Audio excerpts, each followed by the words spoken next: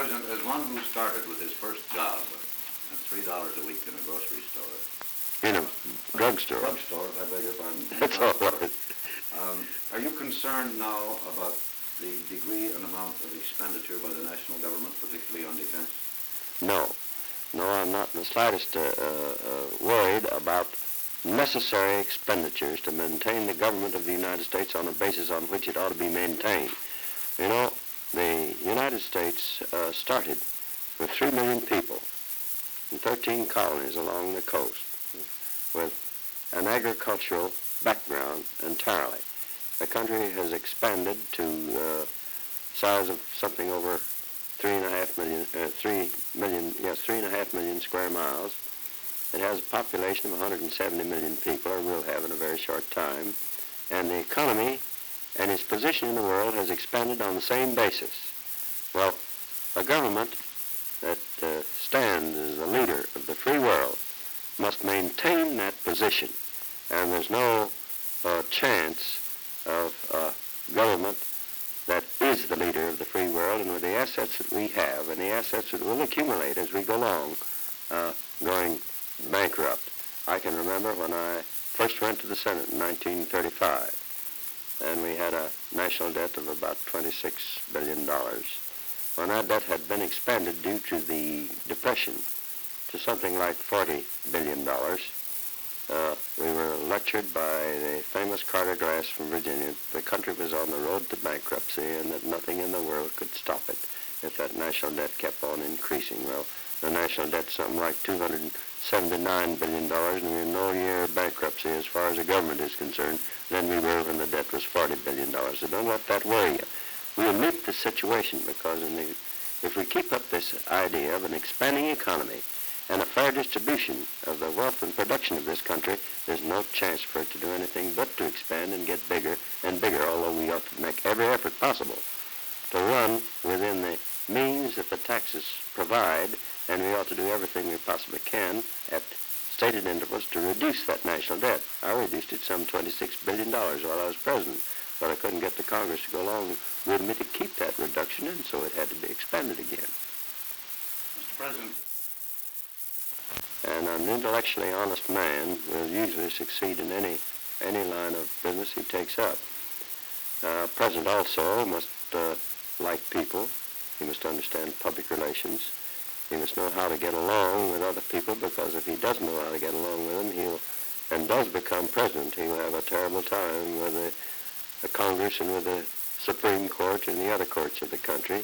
If he understands people and has a policy, he has to have a policy, and he has to have a policy that's based on high principles for the welfare and benefit of the whole country, and now for the welfare and benefit of the whole world, since we're the leaders of the free world. It's quite a number of assets that he has to have, and I don't mean to imply that I had all those assets, but I wish I had had them. I think I did have intellectual honesty. Otherwise, I don't know about. We'll have to wait and see what she says about the rest of them. What about toughness in the face of criticism? Oh, well, See it, Mr. President, is the basic relationship.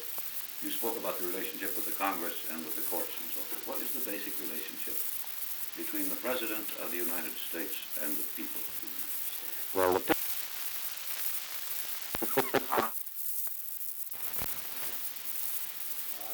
Okay. Mr. President, how do you account for the fact that during most of your term in office you enjoyed the almost united support of labor? Well, the labor men were of the opinion that they had a man in the White House who wanted to be fair. And I think that's all the leaders want, is fair treatment. And I tried to give it to them while I was in the Senate, while I was on the county court in Jackson County, and after I became president. But I made it perfectly clear to them that I was a representative in each case of the people, and the people's welfare came first. But I wanted them to have fair treatment so far as their part of the situation is concerned. And you think it was just as simple as that? That's all there was to it. That's all in the world there was to it. Mr. President, why did you choose General Eisenhower to head up the NATO organization? Well, General Eisenhower effect, offered him the presidency. Zachary Taylor and General Grant, but it was my opinion that a man at the top. This next question is going to go in the Truman Library and will be released only when the written documents related thereto are also released. Mr. President, would you tell us something about your relationship with Mr. Stevenson over the course of the last 5 years? Well, I'll try to explain to you the relationship and how it started. And as I told you before, back in 1950 or 51, I had made up my mind that I would not run for re-election in 1952. And so I wanted to have a continuation of the policies for which I stood, and hunted around, of course, to see if I could find a man in public life who could fill the bill. And the governor of Illinois struck me as being the man best qualified for the purpose. So I asked him to come to Washington and come and see me. And that was about the 30th of January, 1952. And he came to the Blair House, and we discussed the matter. Excuse me, the 30th of January, 51. 52. 52? 52. He came to the Blair House in January 52, about the 30th. And we discussed the situation, and he told me that he could not accept the honor of being the nominee of the Democratic Party because he had announced that he was going to run for governor again in the state of Illinois. Well, that ended the interview after we'd talked about an hour. And in February, he came back voluntarily, and we had another conversation on the subject. That was about the 28th of February. And same conclusion, that he couldn't do it, that he was obligated to the party in Illinois to be the candidate for governor. Well, in March, I asked Frank McKinney, the chairman of the National Democratic Committee, a very able and distinguished citizen of Indiana, to go and see the governor and see if he couldn't change his mind. He went to see the governor, and he gave him the same answer. The governor gave McKinney the same answer that he had given me. So then conditions developed so that it was, I felt, necessary to find someone who could be elected and who would carry on the policies which had been the policies of Republicans won the presidency and the Congress. Then we began to think about the next go-round, which would be in 1956. Well, in 1954, we overwhelmingly elected a Democratic Congress. And I felt sure that we could elect a president in 1956 if we could get the thing properly organized. So I had several interviews with the former candidate who had the first claim on the nomination in 1956.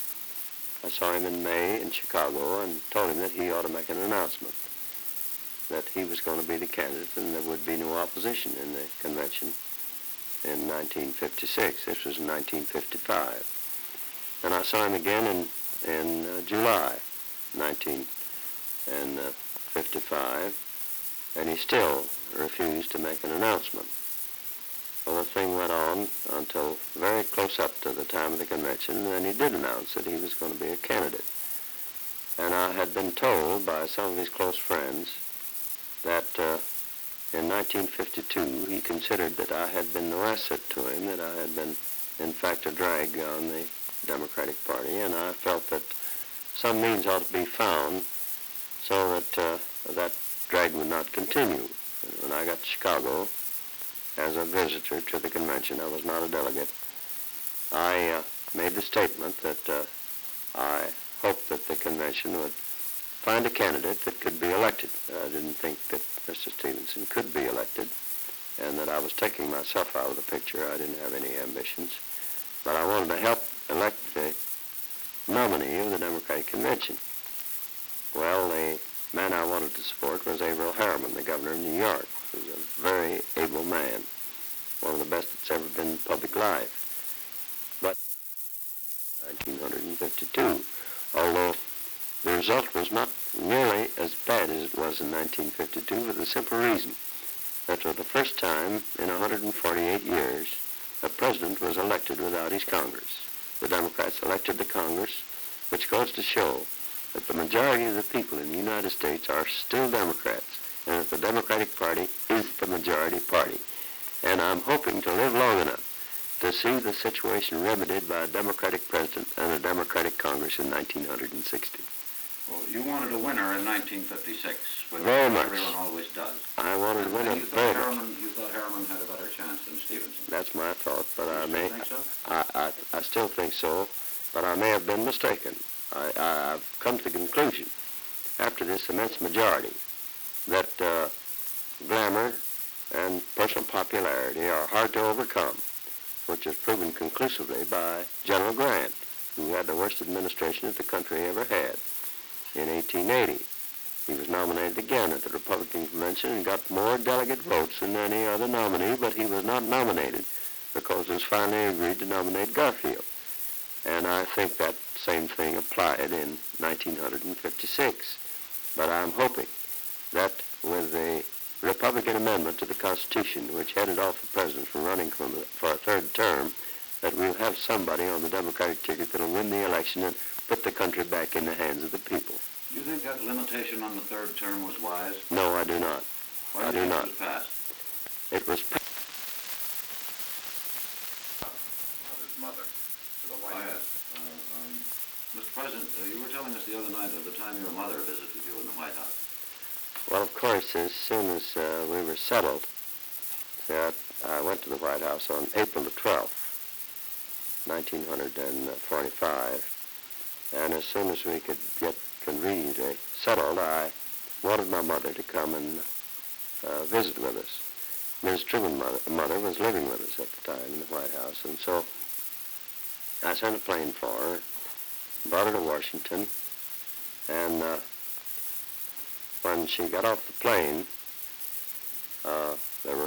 we were surrounded by photographers and newspaper men and all that kind of business, and she turned around to me and said, "Fiddlesticks, Harry, if you'd have told me all this was going to take place, I'd have stayed home."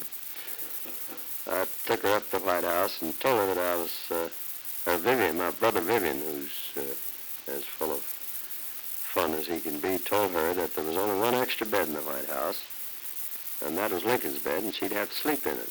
Well, she was unreconstructed. And she told me on the way up to the White House that if she had to sleep in Lincoln's bed, she'd sleep on the floor.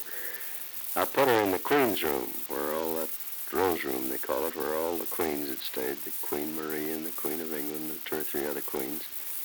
And she looked at the great high 4-poster bed and said, "I won't sleep in that thing."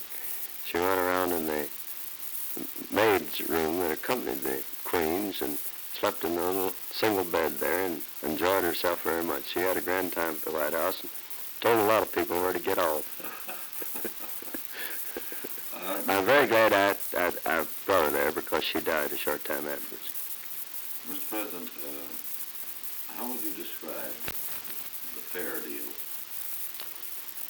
Well, when Roosevelt took office in 1933, in his inaugural speech, he outlined a program which afterwards became the New Deal.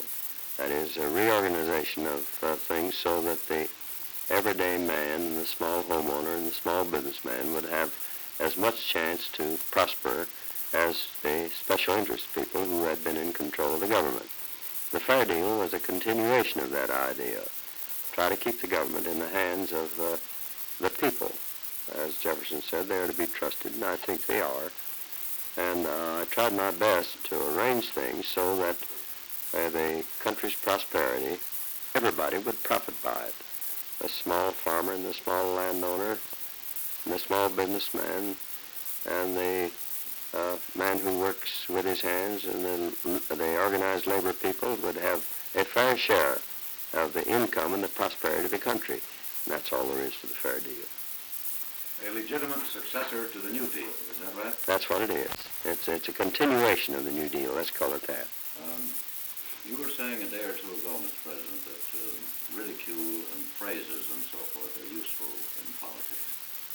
Would you think that the phrase, give 'em hell, Harry, helped you considerably in 1948? I don't know whether it did or not. I don't know who originated that, but I always told them when they would say that to me in a crowd that I never did give anybody hell. I just told the truth on them, and they thought it was hell. I had a conversation last night with a candidate for sheriff in Florida, and he told me that there was a policeman running against him and had made the statement publicly that he didn't know anything about police work and he couldn't be sheriff in Florida, and he said his only answer to that, and the next time he had a chance to make a speech, was that of course he never did stand on the corner and blow a whistle, and he heard no more of his inability to be a sheriff in Florida, and it worked. That is just one sentence in a case of ridicule that illustrates exactly what we're talking about. The name Stimson doesn't appear in both things once, and I know how much the president likes it. Very much. You want to do It does appear, but that's all right. I was thinking of the time that Keep going. Keep going. The president, as the senator, started to investigate the Oak Ridge business, and Stimson came to him. I don't think we did get that. Which might work into the whole business that he told the other night about Leighton. Yeah. Mr. President, we were talking a little bit earlier about advisors and colleagues and so forth, and I forgot to mention the name of Mr. Henry O. Stimson. I thought very highly of Mr. Stimson. He'd been Secretary of State in Hoover's cabinet when the Japanese went into Manchuria, and he'd made a recommendation that they be stopped, which might have prevented the Third World War if they had been stopped. Of course, that's another case of hindsight, and I don't like to talk about hindsight, but he became Secretary of War in President Roosevelt's cabinet, and of course when I took over, he was still Secretary of War. And I had been acquainted with him in my investigating committee in the Senate. Confidence, to put it one way. That's right, and he was also present when that atomic bomb was exploded in New Mexico. We were in Potsdam, and when the message came, I called in Secretary Stimson and Admiral Leahy and one or two others, General Marshall, General Eisenhower, and asked them where the best place would be to use it. That if we did have to use it, which I was afraid we would have to do, it should be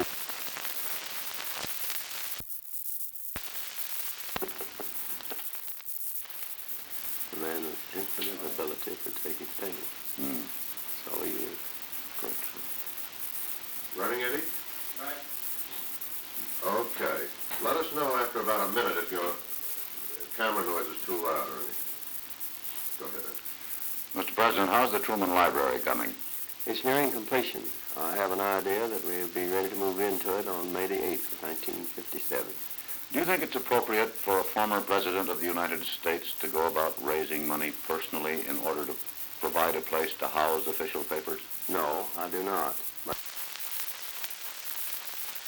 Spoke about the problems of being the next president, and you said the proposal now is for $25,000. How do we get to that? And the proposal now is that former presidents should get the munificent sum of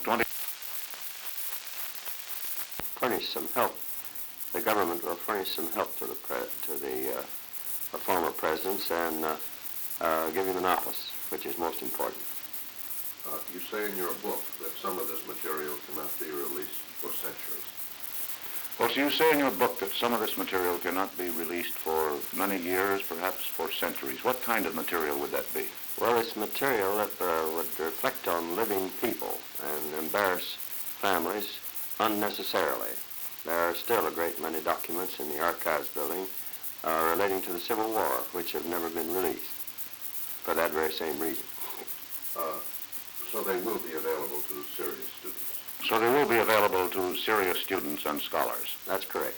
They will be available for those who are interested in facts for historical purposes, but not for the idea of writing columns or reflecting on somebody for a headline. I assume that you consider that you came to national prominence through the Truman Committee. What were the achievements of this committee? Well, sir, I assume it would be true to say that you achieved national prominence through the Truman Committee. Well, the proper name of that committee was the Committee to Investigate the National Defense Program. The newspaper people named it the Truman Committee. I didn't. Well, what would you say its major accomplishments were? Its major accomplishment was to discover things that were not going well and that were likely to go wrong, or grafters or things of that kind, so that there would not have to be 116 investigating committees after the war was over, and there were not. Do you have a feeling, Mr. President, that the power of some of these investigating committees is sometimes stretched too far? Mr. President, do you have the feeling that sometimes the ability of Congress to investigate is stretched too far, is abused? Yes, I think it is abused in a lot of instances, and there's no necessity for it. The objective of an investigation is to get information for the purpose of writing legislation. Sometimes the objective of the chairman of some committees is to make headlines for himself. He's not interested in legislation. During your years in the Senate, what was the most difficult vote you had to make? Well, sir, during your years in the Senate, what was the most difficult vote you had to cast? I think it was in regard to the Supreme Court. I stayed to the end on that subject, and I think it was right, and I still think it's right. You say in your book that about 30 senators work hard and do most of the work in the West Coast. Mr. President, you say in your book that about 30 or 40 senators worked very hard indeed, that another 10 or 15 worked medium hard, and the rest just coast. Is that still true in your view? Well, as far as I know, I can only speak from experience.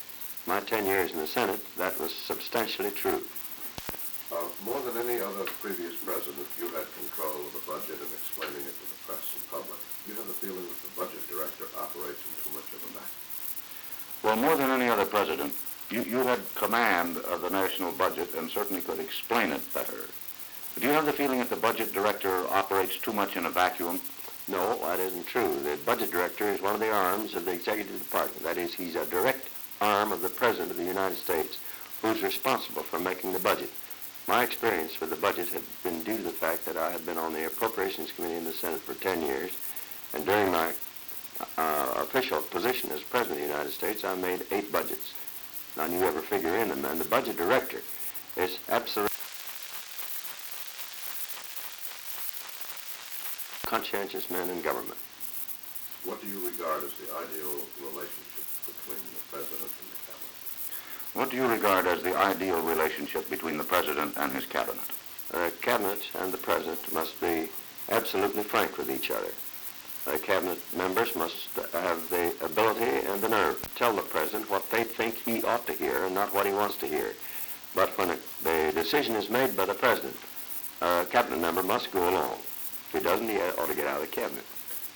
I know you feel that the Vice President should be informed on all matters. I know you feel that the Vice President should be informed on all matters of state. There's any question about that. When Senator Barkley was Vice President of the United States, he was in on every... This last one is a declarative, and the final authority has to be his.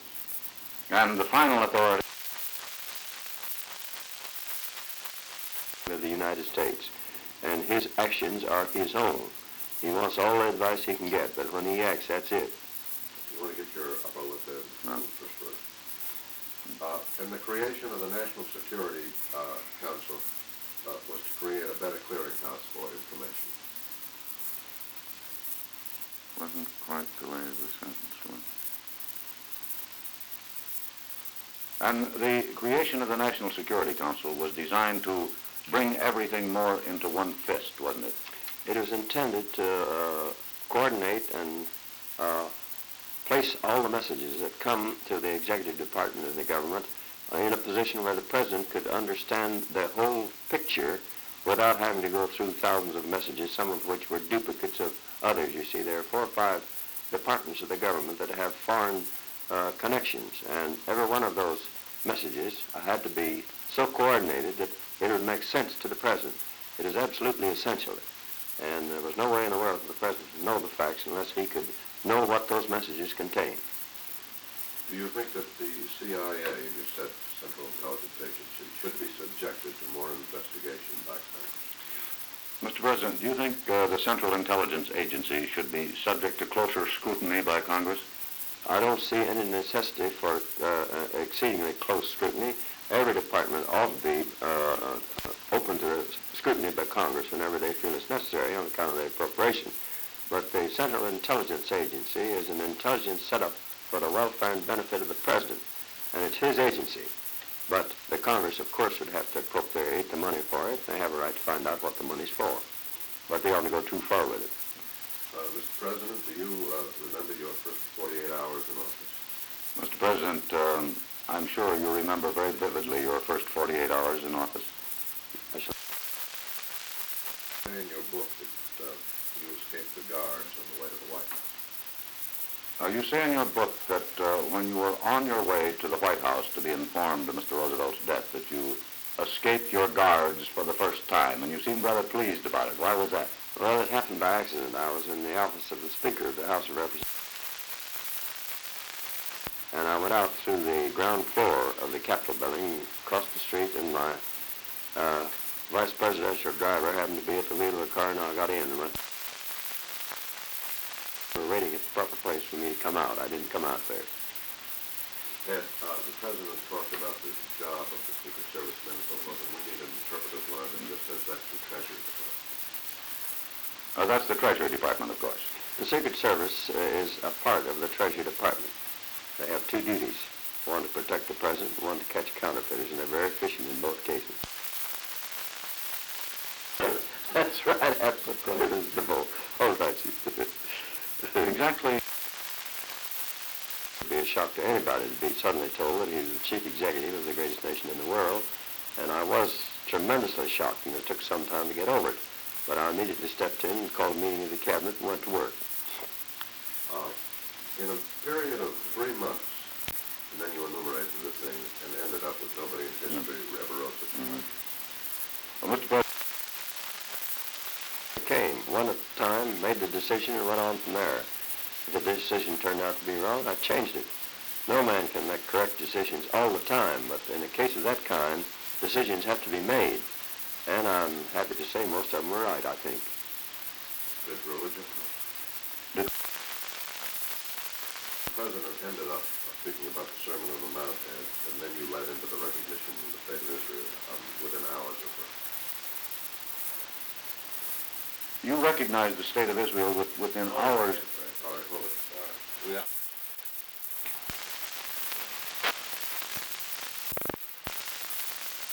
Little boy. Okay, Ed. And in a matter of hours after the creation of the state of Israel, you recognized it, didn't you? That's correct. I was in favor of that ever since I can remember in my political life. I thought it was right and proper. It was decided way back in the 20s that it ought to be done, and it's been too much procrastination, fooling around about it, and when the time came, I was ready to recognize it. Ed, do you want to go back and get to speaking on the Sermon on the Mount? This was what we missed. Mr. President, speaking of the Sermon on the Mount, you moved immediately to recognize Israel after it was created, didn't you? Yes, I did. And I felt, in addition to the... I'm sorry. Just a one-word answer, Mr. President. I see. Speaking of the Sermon on the Mount, you moved to... I knew the history of it. Do you see any real prospects for lasting peace in that part of the world? Do you see any real prospects for lasting peace in that part of the world? Yes, I do. I think if the proper economic developments are carried out, there's plenty of chances for peace in the world. They can get along. They're first cousins, and they should get along. The Arabs and the Jews. What was the most difficult decision you had to make as president? The order to go into Korea. I considered my most difficult decision, but it had to be made. Any regrets? Any regrets? None. I think it was right. Under the same circumstances, I'd do it again. Do that again, please. Any regrets? None whatever. I think it was right, and under the same circumstances, I'd do it again. Were you surprised when Red China came into the Korean War? Were you surprised when we reached for the Yalu and Red China entered the war? Yes, I was, because I had been assured in October that that would not happen. But wasn't it true that the Indians had told us... bug on that. He's a bug. Dandruff. Oh, it's a bug. Little white bug. Let's do that last moment again. Right. All right, we're ready. Were you surprised when Red China... By the commanding general of our Far Eastern forces that it wouldn't happen in October. But wasn't it true that the Indians in Beiping had warned twice that if we reached for the Yalu, the Chinese would come in? We'd had all sorts of warnings on every subject, and I don't know whether those warnings were presented to me at the time or not. I don't remember whether they were or not. We'd have to look up the messages to see. I wouldn't have paid any attention to them anyway. I was taking my information from my own source. You have talked about professionals in government. What are the fundamentals of a good politician? Much politician. Well, in the first place, he must be an honorable man. Particularly, he must be intellectually honest. He must believe in what he's trying to do, and he must know where he's going and be able to make decisions. He must also be a good mixer, public relations man. The president's next answer ended up with precinct and presidency, and you said you should have titled it from that. You should have titled your book that, Mr. President. Precinct, from precinct to president? Well, we've talked about it, but I don't know whether that would have been a better title or not. That's exactly what the memoir is. I expect that the most often criticism to you has been directed along the line of too much loyalty to France. I would guess that much of the criticism, perhaps the major criticism of you, has been aimed at your continuing loyalty to friends, even when they were in trouble, and Friends are what make him, particularly in politics. And when they're in trouble, he ought to stay with them. Of course, if they get tangled up with the law, there's nothing he can do about it. That's their own fault. But that he can still be a comfort and a help to them, although he doesn't have to approve of what they do. Could we go back to Potsdam, Mr. President? At that time, you told Stalin about the atomic bomb. could we go back to Potsdam, Mr. President? At that time, you told Stalin that we had the atomic bomb. Did he seem to be impressed? After one of the meetings at Potsdam, around the big table, I went over to Stalin and informed him that we had found discovered a most powerful explosive, which we expected to use in the war, and we thought probably it would end it. He smiled and thanked me, but I don't think he understood what I was talking about. Ed, could you redo that one so that we don't have to say getting back to Potsdam, just in case there is no antecedent like that? Mr. President, the atomic bomb. Did he seem to be impressed? Regular meetings, I went over and told him that we had discovered a powerful explosive, which we expected to use in the Japanese war, and I hoped it would and exactly what I was talking about. And I turned around and left him. When the bomb was finally dropped over Hiroshima, was it done on a miscalculation of Japanese military power? Well, when the bomb was dropped, the war was near to ending anyway. Was this in this area? I don't think so. The best information we had was that it would cost us 500,000 casualties and probably 250,000 of our young men to be killed and as many Japanese. And the Japanese had been offered a chance to surrender previous to that time. They wouldn't accept it. So we had to follow through as best we could. We worked on the best intelligence we could possibly get. Any hindsight, though, will show you that it was maybe different. That's always the case. Yes. At Potsdam, you recommended internationalization of waterways, Suez, Bosphorus, etc. During the Potsdam Conference, you recommended the internationalization of a number of waterways. Suez, the Bosphorus,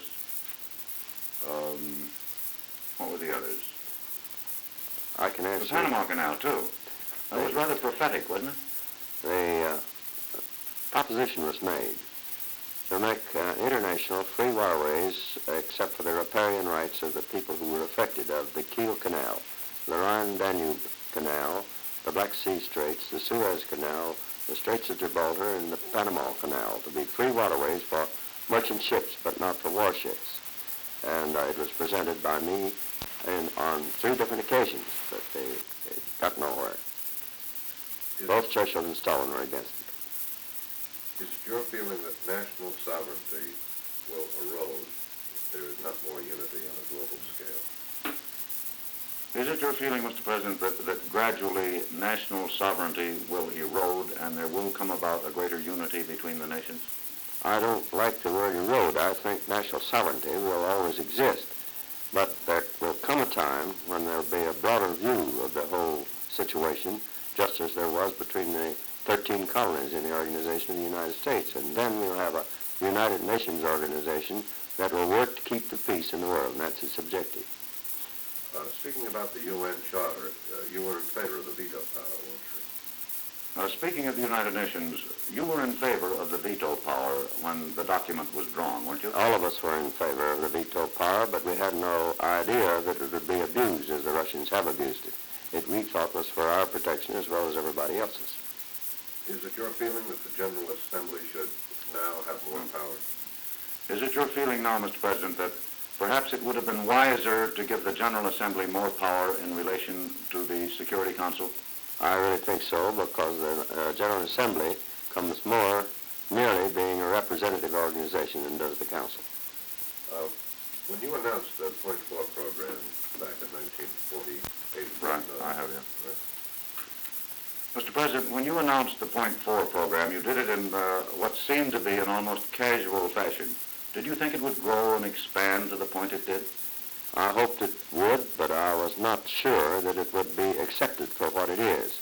It's been a very successful program, and it was made a successful program in its beginning by Dr. Bennett of Oklahoma, who was the head of Oklahoma A&M. Looking back, would you think that the Marshall Plan was the single most important step in stopping the spread of communism? In hindsight, Mr. President, would you consider the Marshall Plan as the major step in stopping the spread of communism in Western Europe? It made one of the greatest contributions, but it took all these things, the Greek and Turkish program, the Berlin airlift, the operation in Korea, to make the Soviets understand just exactly what we meant. But the economic recovery of the free nations was one of the most essential things to bring about the present situation in the world, and we hope for peace. And it was Ernie Bevin, and I think you might have said who he was, and who was impressed and really ran with the ball. And it was Ernest Bevin, the British Foreign Secretary, who was impressed and seized the opportunity and ran with it, wasn't it? Yes, he was very much impressed. He saw the opportunity because England was in trouble, very bad trouble, and so was France. They accepted the situation, and that helped to make it a very successful program.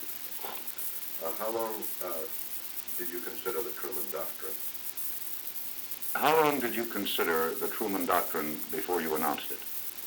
Oh, it had been, I don't like to call it the Truman Doctrine. It's part of the foreign policy of the United States to save Greece and Turkey from communism. It had been studied, and when we found that the British had to move out of Greece, we had to act, and that's what brought it about. It didn't take very long to make a decision.